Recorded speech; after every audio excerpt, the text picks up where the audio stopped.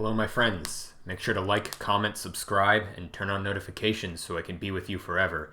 I'm going to be leaving my email in the description, so if you want a personalized astrology chart reading or a tarot reading or music production lessons or anything at all, feel free to hit me up there, and I'll get back to you as soon as I can. And make sure to join my YouTube membership program. Some more people are signing on, so I'm going to be trying to provide newer content for those of you that have enjoyed my lecture series. I'm probably going to be investing in a new camera soon, just because it's difficult with the webcam to see the board. I've noticed in my videos it's not good quality, but anyway, so I'm going to have to work with that and provide more high definition content, so to speak. But today I'm going to be talking about a subject that's been on my mind fairly for the past few years, I would say, especially ever since I got into spirituality. And this is, a topic that bothers me a lot. It bothers me to be lumped into this group. I know a lot of people who aren't really into spirituality, people who are more left brain oriented, if you would call it that, people who are a lot more rational and practical, tend to not take me seriously because they sort of equate any kind of spirituality that isn't a rigid institutionalized religion to be New Age. New Age is the big buzzword that's been going on for the past 20, 30 years. I'm not really sure when it was invented specifically. But New Age, in case you don't really know specifically what New Age is, it's sort of this, new thought that's been popularized in recent years, especially in the 90s, with this reinvigoration of spirituality mixed with a lot of Christian ideals, actually, a lot of emphasis on like good versus evil. A lot of it is based off of that, which is why you get a lot of words and buzz terms like light workers and, people of the light and a lot of this kind of stuff. You also get a lot of elements from Buddhism, some aspects of Taoism, but not really. There's a big difference between Taoism and Buddhism, which I'll get into a little bit here. But mainly Buddhism, some Hinduism. Islam makes its way in there. Kabbalah is a big buzz thing, but nothing else related to Judaism, really. Just, Kabbalah, because it's very mystical. And, okay, so the main aspects about New Age and New Age thought and new spirituality that I have a real problem with is the implicit degradation of all these past traditions into this very consumable, digestible product, which I'm not exactly against that. I think that's a way to sort of construct these spiritual ideologies that have such rich, heavy traditions that are, founded upon hundreds of texts. Even just going through the Bible itself is a really difficult process to get through. And they sort of condense it down into these very, very easily digestible formats that are primarily targeted towards, I'll be honest, just, middle-aged housewives are primarily the biggest target. But it's for anyone really who wants to find spirituality, find meaning in their lives on a very simplistic, easy basis. And this is sort of an idea, if you actually research into these kinds of philosophies and kinds of modes of products that were being sold in this vein of, consumerist spirituality. It originated from Buddhism and Hinduism. And part of the reason why was because a lot of these sects, a lot of these, traditions, they were teaching certain aspects of the religion at higher levels, right? This is when you join a monastery, you learn the basics, the foundations of the religion, you learn the practices and you engage in the practices. And then as you develop and cultivate your spirituality, you level yourself up into the higher echelons, right? These are hierarchical systems, especially Tibetan Buddhism. There's a lot of teachings in Tibetan Buddhism that aren't taught to mainstream people, not because it's particularly dangerous, although there are some people who argue that, but it's mainly because, people aren't really going to get it. That's basically what the basis of it was. People aren't going to understand it. They're going to misinterpret it. This was like the big thing. They didn't want people misinterpreting higher levels of knowledge. And, they didn't see it as a necessity for people to understand this. And within these monasteries, it was very difficult for them to raise funds. A lot of them were based off of donations from people in their villages. That was basically it. And, as Buddhism, Tibetan Buddhism, and the Dalai Lama was exiled from Tibet, he was able to bring it to a much wider audience. He was able to bring Buddhism to a much wider audience and bring it around the world. And this was kind of in line with, I forget when exactly he was exiled.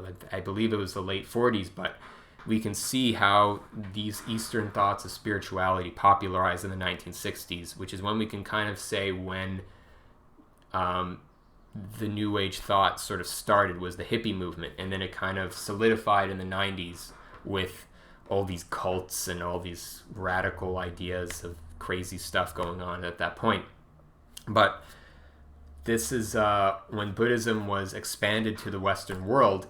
This was a huge way for these temples and monasteries to raise funds, to raise money. And this wasn't a bad thing.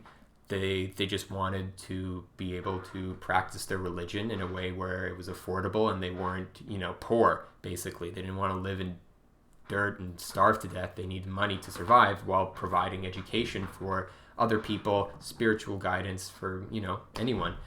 And this is where they sort of open it up to starting these retreat programs and these resort programs where people would go to these monasteries and sort of learn the foundational elements of the spirituality.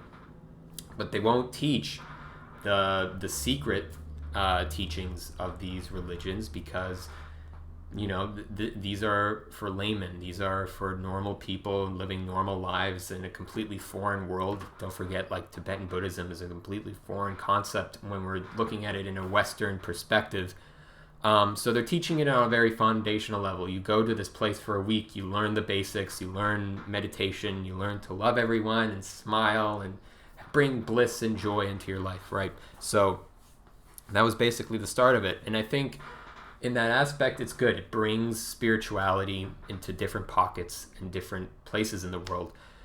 The issue now is that this kind of way of spirituality, this kind of thinking, this kind of process, this institution has solidified into its own weird bubble of spirituality, which is, just this, I like to call it candy-coated spirituality, right?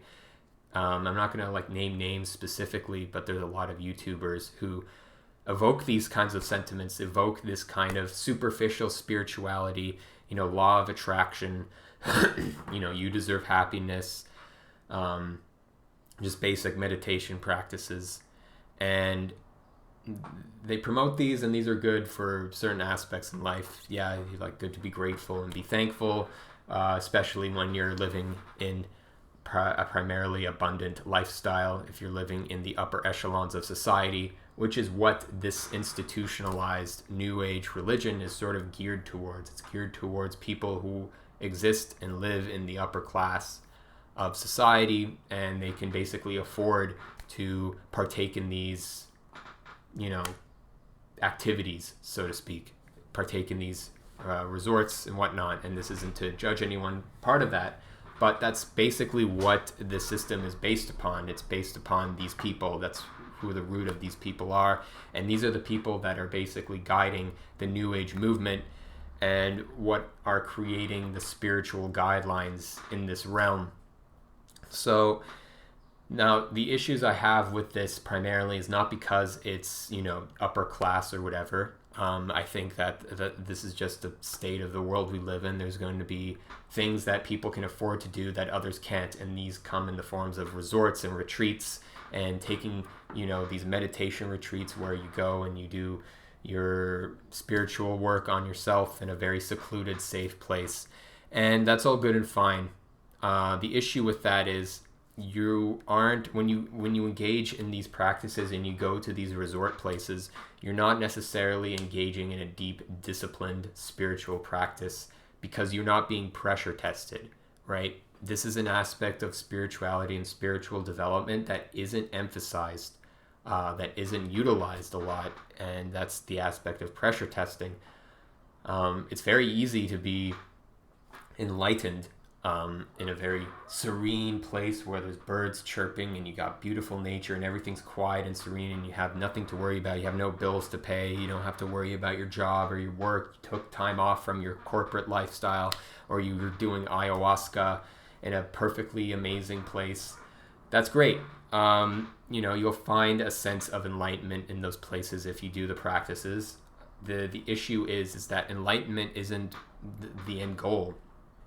Finding enlightenment or whatever, and there's this sense of superiority that you will see from spiritual people who attain this level of enlightenment in a place that's very easy to attain it, right? Because they don't have issues pertaining to them at all, and then they come back to the real world and they feel like the physical world and the physical plane of the shit that they just have to deal with on a day-to-day basis is, it's low vibrational, it's low energy, it's not part of who you are anymore. You don't have to deal with it. And, if you come from a place of, financial stability, you're able to basically fuck off from the rest of the world, so to speak.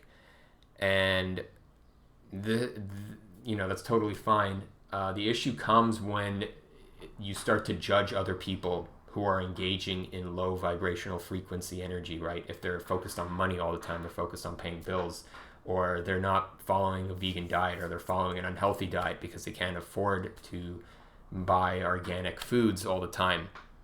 And this is where I see a lot of spiritual people starting to cast judgment on these people, and they start casting this sense of superiority that they're only on this level of poverty because of their mindset or because of their spirituality or their karma or whatever you want to call it. And this is where it starts to get toxic. This is where it starts to, the spiritual enlightenment aspect starts to kind of fall apart, because now you've sort of put yourself in the superiority complex. You think your religion's better than others, basically. You start looking down on other religions, other traditions, whether that's Christianity or hardcore Islam, whatever you want to call it. You start thinking of yourself that you've picked the right religion, the right spiritual practice, because you went to a retreat and you attained enlightenment. Now that all of a sudden you are a superior and loving being who's an empath or whatever you want to call it, because you care, but you don't really care. You're just, you found enlightenment in a retreat, but you weren't pressure tested. That's why you find a lot of these people, as soon as something goes wrong in their life or they have to do something, all of a sudden they like snap. All of a sudden they start freaking out. That spiritual clarity where like, yes, we're all one, everything's nice and lovely. All of a sudden that goes away. That's not there anymore because they're not pressure tested. And this is the real path of enlightenment, the real path of Buddhahood, if you want to call it. And this is what the Zen monks were doing in the Zen monasteries was, you attain enlightenment. Enlightenment, you read the text, enlightenment was achieved pretty early on in the practices. A lot of the early monks in mid-20s, maybe 30s, they'll attain enlightenment. They'll understand things on a deeper spiritual level. But the whole practice of the Zen movement was to be able to be in that state no matter what the circumstances are, no matter if you're trying to meditate in a public park in the middle of the city and there's kids yelling at you, or there's some couple having a fucking argument or something, and there's a siren going on behind you, or you're dealing with personal life issues. You have bills to pay, you lost your job, you're not sure if you're able to afford rent. These are things that happen in the physical world that if you're not able to deal with them and sort of detach yourself from those situations and be able to remain in that state of, I'm trying to figure out the right word for this, but, the state of emptiness, as the Buddhists call it, then you are able to be pressure tested. You've basically achieved full enlightenment because you can, no matter what circumstances happen in life, you are able to maintain that. And this is where I see a lot of spiritual people sort of neglect that aspect. They don't want to be pressure tested. They just want to stay in that state of bliss and make sure there's nothing bothering them ever. And, I've heard cases of people at these retreats, and it's like, you're in a meditation circle and someone complains. It's like, oh, someone was breathing too loud. It was completely taking me out of my spiritual progress. It's so unfair. Nya, nya, nya, nya, nya. This is the kind of stuff that's you need to be pressure tested on. It's not easy. It's very easy to be spiritually enlightened when everything around you is perfect. Like, no shit. That's why these resorts are made this way, because it's like taking a vacation. It's not real life. You're not meditating in a place that's actually difficult. You're not actually training anything. You are putting in work. I don't want to put down anyone who goes to these retreats and puts in a lot of work, because they're putting a lot of money sometimes into these programs. And I don't want to put down anyone's doing spiritual work, but also you need to recognize that you need to bring that to your real world now. And this is why a lot of aspects about spirituality and New Age I don't relate with. I don't hang out with those kinds of people, specifically because they're so detached and feel so morally superior to other people. And they won't admit that, because that's not spiritual, but it's inside of them. You can tell by the way they talk, the way they interact with people who are other than them. They don't take responsibility for the physical world, the physical reality that they have to deal with. These are kinds of things that, you just have to deal with. And, I kind of say humorously, because myself, there was an election in the Canadian election. I didn't vote because I didn't like any of the candidates. I didn't feel any reason to. And I didn't want to just vote because everyone else was voting, because I didn't feel like if I voted for the wrong person because I wasn't, I didn't pick the right choice, I didn't want to feel guilty about that. And that happened to me before. I voted the Liberal Party for Justin Trudeau, who's a disaster, a completely useless piece of shit. But that's another story. But I voted for him out of my ignorance. And then when this election came, I was going to vote again, and I didn't want to vote because I didn't want to make that same mistake, and I didn't like any of the candidates. So I just said, you know what, I'm not voting. And people got mad at me because I'm not taking responsibility in my politics. I'm not taking responsibility as a citizen of Canada. Blah, blah, blah, blah, blah. That's fine. I didn't want to. I didn't see the point in it. And that's my own thing. Maybe it's because I feel I'm morally superior in my spiritual practices, but that wasn't really the case. But it comes down to other things as well. I knew someone who was a spiritual person, and they dealt with energy work, and they had roommates, and he wouldn't do any of the dishes. He wouldn't clean up after himself. He made a huge fucking mess, and he felt like, I don't need to do the dishes or anything because I'm trying to create a space where we can all be in line and be tranquil and be in a state of energy and blah blah blah. That's bullshit. If I hear that stuff, I think that's complete bullshit. You're using your spirituality, you're using your religion as an excuse to not deal with the real world. You're not dealing with the shit that you have to deal with. And this is a problem that I see with the New Age community. It takes complete responsibility off of yourself to actually do shit in your life. And they rely off of whether it's, I'm trying to create a balance in the sphere. It's like, no, clean the fucking dishes. That's like the main thing. That's feng shui, right? Is having a clean space so you can do the energy shit to begin with. If you don't have a clean space, then that energy stuff is kind of pointless because it has nowhere to go. It's stagnant because you have a bunch of dirty dishes and there's germs and bacteria all around you. That's energy too. And that's physical energy that's there. It's not going away. There's a fucking smell of shit coming out of you from the sink. No matter how much energy work you're going to do in the room, it's still going to be there. So, keep that in mind. And so yeah, it's just things like that where they take a lack of responsibility. And there's the other aspect where they start nitpicking at people who don't do things the same way in terms of spirituality, right? Like the biggest one is veganism, right? If you're not a vegan, you're not truly spiritual, because when you're a vegan, you're just in tune with life and nature and the birds, and you're on a higher level, and you're light, and you're free from all the heavy condensed meat that's pushing you down into a state of lower energy, lower vibrational energy. It's keeping you down in hell. And it's like, okay, you can be vegan. I know plenty of vegans who are very healthy. I know plenty of vegans who are very unhealthy.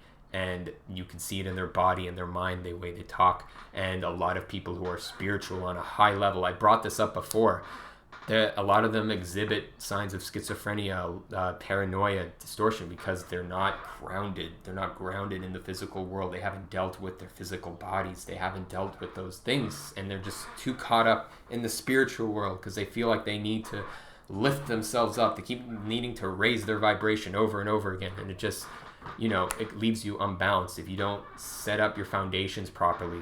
And these are the things that are in traditional religions, and why you're seeing a lot of ex-New Agers coming out right now, shifting to traditional religions. It's not because those traditional religions are right or anything. A lot of them are actually wrong. But what they do have is a strong foundation in disciplinary actions. And that's really all it comes down to, is just doing repeated actions every day. Whether you're a Catholic and you do your penance and you go to church and you talk to a priest and you reveal your sins, or you're Muslim and you do your prayers every day, or you're Jewish and you respect the Sabbath and you go by the book and you don't use any technology, which I'm really bad at that. I should do that more, but I'm a lazy New Ager piece of shit, obviously. But I try to keep kosher as well. That's an important thing that I try to do. But it's these small steps of disciplinary action that you're doing every day, so that way you are integrating the spiritual and the physical world in a way where you're creating a bridge for yourself. It's a lot of these resorts and places that take the spirituality out of the physical world. You're going to this other place to do spirituality, and then when you come back to the physical world, you don't have the spirituality there anymore. It's gone. You're stuck in the physical world now, and you keep constantly having to escape, right? A lot of New Age philosophy is based off escapism, escaping from the harsh physical realities and wanting to heal in a safe space, right? This comes up in a lot of ideological instances, which I don't need to bring up, but just think about the term safe space. It's escapism from the physical world. And for some reasons, those are meritable. Those are perfectly fine to do in certain cases. The point is, though, that you still need to come back to the physical world. You still need to deal with stuff. You still need to be pressure tested. You still need to have a sense of strength and resolve, so that way when shit does happen to you, you're not going to be, triggered. You're not going to feel bad about yourself. And that's the other aspect of I'll talk about that I brought up as well. With veganism and spirituality, there are a lot of spiritual traditions that don't actually pertain to that lifestyle. So for a good example is Taoism. So Taoism, although it originates with like Lao Tzu, and on the surface it seems that it has a lot of similarities to Buddhism, it's actually very different, because what Taoism led to was, traditional Chinese science and medicine and martial arts. A lot of that was based in very physically based practices, right? They believed that it started from the body, it started from the core, it started from physical vital health, and you build a foundation on that. And they were actually big proponents on eating meat. Eating meat was a very healthy thing to do, and a lot of martial artists will say you have to eat meat because that's where you get the most condensed energy to build upon for your body. And there's a lot of arguments between the Taoists and the Buddhists, especially within that realm of diet. What's the proper diet to take? Because the Buddhists don't believe in eating meat because it's bad for your karma. So that's a little thing that I wanted to clear up related to those two concepts. But there was something else I wanted to talk about with this New Age stuff. But you know what? I'll leave it at that for now. And make sure to like, comment, subscribe, turn on notifications, hit me up on my email, whatever. Thanks for tuning in, and I'll see you next time. Peace.